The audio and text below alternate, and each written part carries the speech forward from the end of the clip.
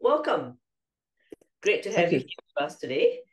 Can you share with us about what you do at your organization and how do you care for older people? Yeah, so Ryman Healthcare was a company that was founded in New Zealand back in 1984. We now have over 40 operational villages and quite a few under development across all areas of New Zealand, but also throughout in Victoria and Australia. So our first village in Victoria opened in 2014. We now have 8 operational villages across the state and 7 more in the pipeline. So our main model in Australia is really our continuum of care model. So our villages include a retirement village operation, service departments, and residential aged care, all on the one precinct. As CEO, what's the most important things that matter to you when doing your job? What concerns you the most? Look, ultimately, I think every CEO, and particularly our focus, is really to put the resident or the customer at the heart of everything that we do. So to really be laser focused on what's important for our resident experience, their families, their next of kin, but also all stakeholders, including staff as well. It's really important that we create a culture where everybody who works for us knows that the success of our business is really built on an absolutely outstanding care and support model for all our residents. You've worked in the airline sector, hospitality, and now the care sector. What does care leadership mean to you?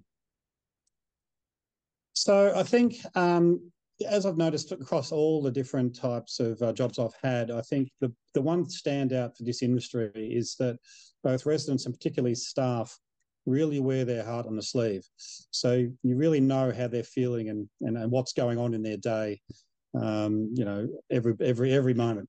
And I think one of the things I quite often is that the residential care sector is kind of like staying in a great hotel, but you never leave.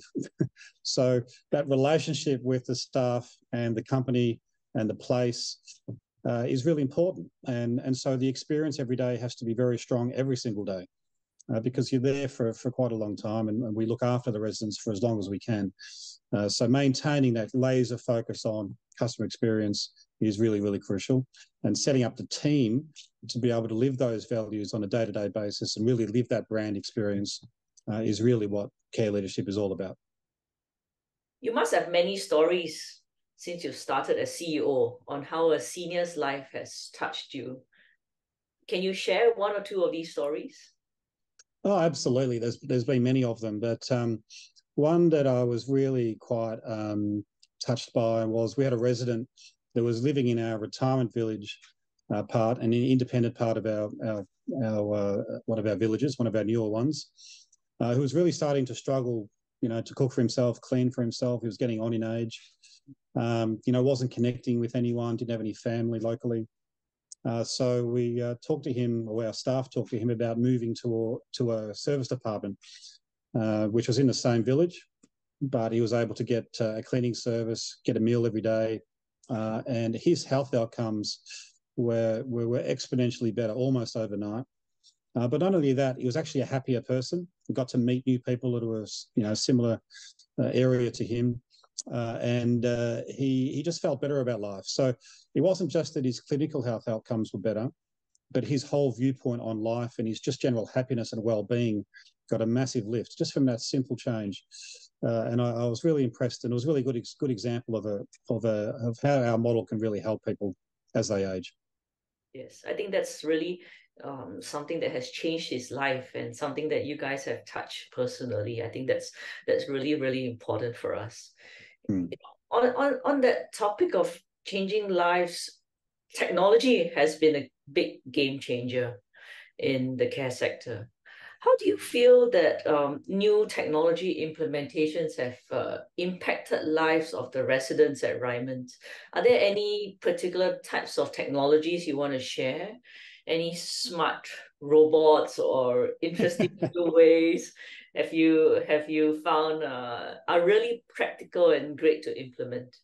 Yeah, we haven't quite graduated to robots just yet, but I think that Ryman has invested quite a lot of money in our technology platform. We call it My Ryman. It is a end-to-end both customer and care management system. We've completely built in-house. So it uses a lot of rich data about our residents from very early on in their journey all the way through aged care, so that we can keep on top of not just their clinical needs, but their health and well-being and general happiness needs as well, if you like. So that program allows us to implement lots of different things, like it connects into room monitoring and sensors. We've got quite a lot of in-room technology that allows communication with their next of kin and other family members, but also some direct communication and data that made available to our clinical staff, so we can adapt care to what their particular needs are on a day-to-day basis. So that's a really crucial system for us. And we're currently expanding that into the home care operation as well. In other innovation, we have a My Ryman dementia care model that's really important. But I think innovation is not just about technology. It can also be about out-of-the-box thinking in service models, ways of working, built form. Our COVID response got a lot of accolades last year, just because it was a different way to get residents to be safe and happy, which did involve some technology, but also just different operating models as well.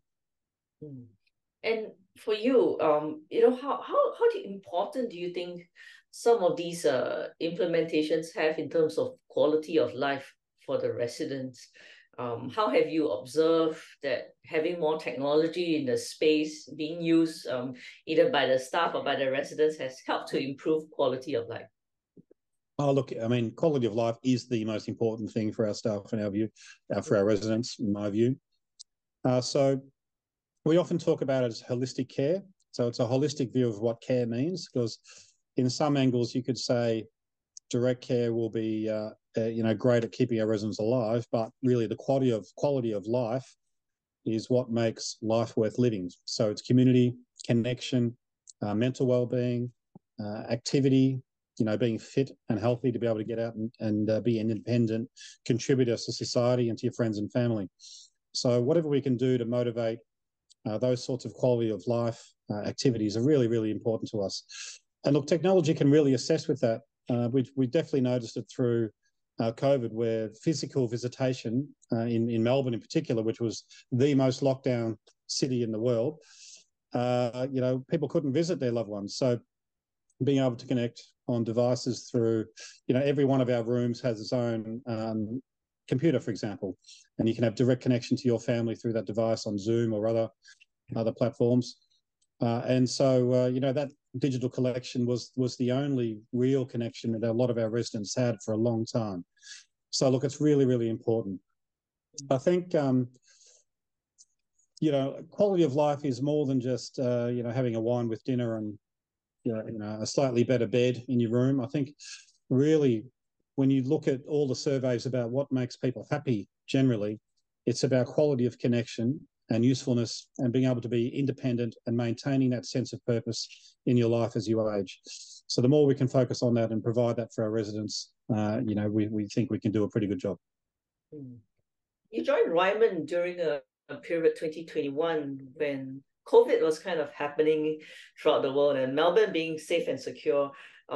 What was the most memorable activity at Ryman's that you experienced, that you saw so many residents having joy on their faces and being comforted by the situation? Was there any particular activity you'd like to share that happened at Ryman during COVID-19?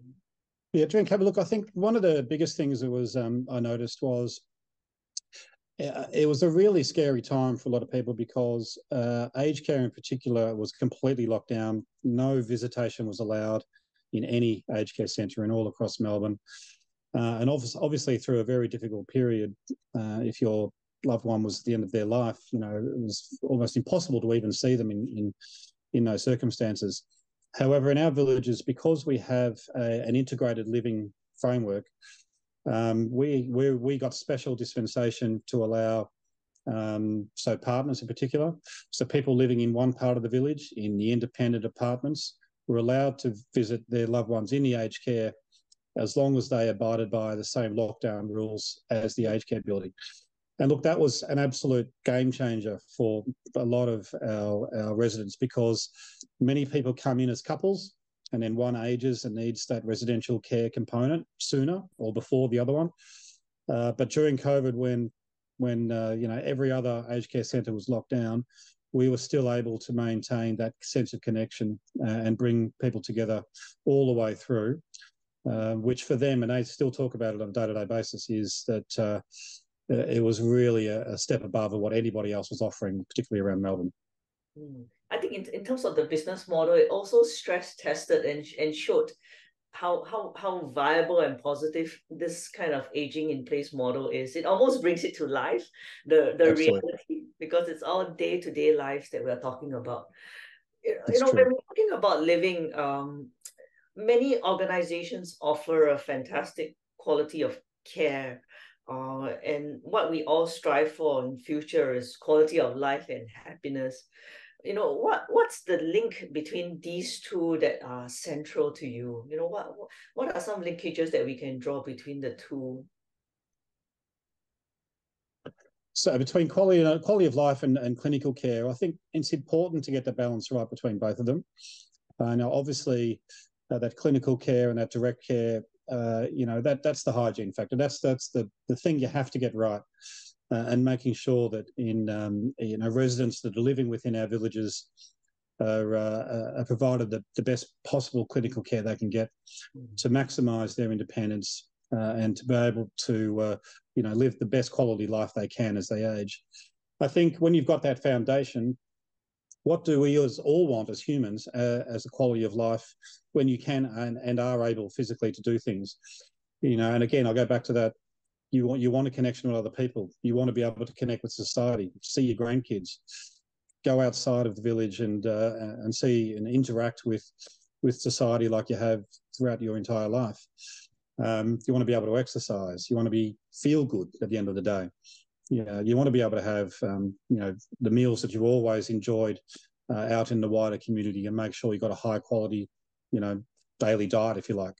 So I think what's important in all of that is that they're two parts of one whole. Just doing care and doing that really well and not worrying about the quality of life as you age, particularly in place. For me, it's not the standard that we live up to every day. We want to make sure that we get the balance across both of those areas every single day. Brilliant. Well, when it comes to improving the lives of older people, we've seen many organizations like yourself have an increasing emphasis on using data analytics to measure and to improve efficiencies. How important is it to track quality of life and quality of clinical care outcomes? Yeah, look, data is crucial and becoming increasingly more critical. And there's a couple of anecdotes I can share with you. My Ryman, the system I was talking about before that we built in-house, we can track, quite a lot of clinical data, but also well-being data from our residents as soon as they move in, actually. With their permission, we can track different things. If they show up to exercise classes, for example, or go to medical appointments, or, get any other type of home care or in-unit care on the independent side, we can keep those records and carry them through all the way into their aged care experience if they get that far. And what's important in that is that if you have good data and analytics, what you can do is get ahead of issues before they occur. So it's really about preventative care and that holistic view of a person to say, well, what is the data telling us, and what can we ascertain from this information that may enable us to get ahead of an issue before it actually occurs. So, and that can be done in lots of different ways. So a service department, for example, with AI-assisted sensor technology, may be able to notice that a resident is getting up multiple times in the night to go to the bathroom, or is unsteady on their feet, or is having difficulty sleeping full stop. And those things might be precursors to other conditions that we need to get ahead of before we can, really maintain and manage their health. So that kind of predictive analysis, those predictive data tools are going to be increasingly critical, I think, into maintaining a preventative health angle and not just waiting for something to occur and then fix it, which is often too late. Yes. Well, prevention is definitely what the goal we're trying to get towards. With all the data and analytics gathered, do you foresee also that presumably we could reduce the potential number of staff that we need for the sector? The numbers of increasing staff we need to attract are scary, and it's not easy to attract so many people into the care sector. How do you think understanding these analytics could help in improving efficiencies in staffing? Yeah, I think it's crucial. But one of the big areas that's worth a very big look, and we're taking a lot of time to have a look at this at the moment, is of our highly trained, particularly nursing staff and any clinical staff, frankly, how much time are they actually doing that job versus administration or other tasks that could be done elsewhere or by a different system or even automatically. So I think a lot of it comes down to how we efficiently using each of our staff members' time to actually do what they're paid to do or what they actually want to do, to be honest. So, and really to understand the breakdown of what work actually occurs in each of our buildings and who's the best person to perform that work, and over time, what's the best technology that can perform some of that work. And I think analytics will really help to break that down in a lot more detail over time and really help us understand where we can make those efficiencies over time, because we're not going to have enough staff. It's just the way it's going. It's just, particularly in Australia, intergenerational report got released a couple of weeks ago. The rapid increase of people over 85 and the decrease of the working age population, those two things are happening at the same time. So we're going to have to, frankly, find ways to do all of this work a lot better than we are today. Definitely. Well, what do you think are some of the best ways to motivate and develop talent at Ryman? Well, I think for our perspective, what we do is focus really early on in the journey, is to hire the right people, to have that the Ryman ethos of a kindness and caring attitude. So who are those people who really live day to day caring about other people? And I think that's an easy thing to say, but we want to make sure that we're attracting the right people up front. We obviously have to compete on a stage where there's a lot of demand for all that workforce, so we have to pay at the right levels and offer a really competitive remuneration, not just on a daily rate, but also the other benefits that are attractive as well. But what also we pride ourselves on is what training and development programs we can offer staff as they come in. And that may not just be to jump different careers, but also just get better at the job that they love. So we do have a My Ryman Academy, for example. We offer scholarships for nursing pathways for staff who are interested in that. We offer lots of different work experience modules for different levels of staff across the whole organisation. And so providing those clear career pathways to grow our own fantastic staff is really important across the board. And that may be into and out of head office as well. So offering those pathways in different directions across the whole organisation is really important. But overall, the biggest focus, I think, is creating a work culture that leads to an environment where people, want to be in front of residents and want to provide the best possible care that they can, so that the residents choose us. Because ultimately, if they're happy and staff are happy, we'll be a better business overall. Fantastic. Well, thank you so much. We have one last question for you. Tell us one thing that very few people know about you. A hobby or an interest? Well, it used to be very few people, but more and more people are starting to find out. But I play in a classical orchestra, and so I play the double bass. And so in my spare time, when I get some of that, I do enjoy playing with a couple of different orchestras around Melbourne on a very amateur basis, but it's a great bit of fun. Brilliant. Well, if you're looking for a musician, well, our global audience now knows where to go. Well, thank you very much for being with us today. Thank you for your time. I appreciate it. Thank you very much. Thank you. CarePage Business is the only feedback platform designed for the health and aging sectors. With CarePage Business, you can uncover powerful customer experience insights, monitor resident or client feedback and complaints in a single, easy-to-use platform and get the insights you need to drive continuous improvement in services and facilities.